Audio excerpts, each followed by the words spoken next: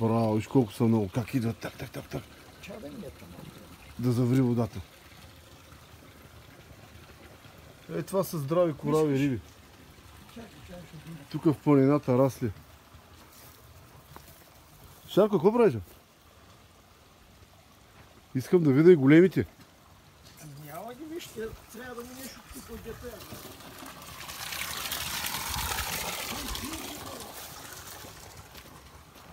Гледам повече тук ми е лесно.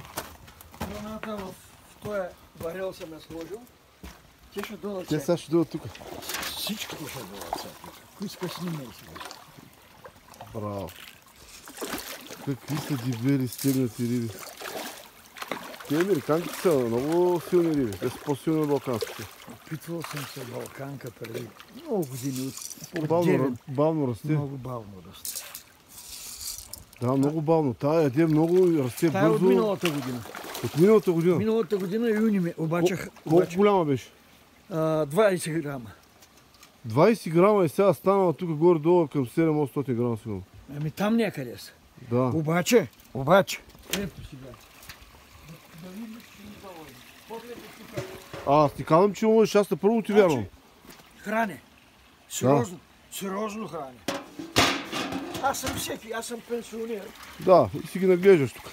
Тук отдолу ли са големите сега? Ето ги. О, ето ги големите буци. Аз така има риба по кило, не един фанах две. Едната беше кило и 200, другата кило и... Повече са от кило даже. Само на това тясното стоят тук. На тук не отиват ли? Сега, не отиват. Значи тия клетки съм ги правил сега малките като дохара. Так и ти си фанал возичка, това малкото поточи тук. Обаче миналата година голяма суша и тая година се очертава пак. Да, няма вода вече, няма. Ако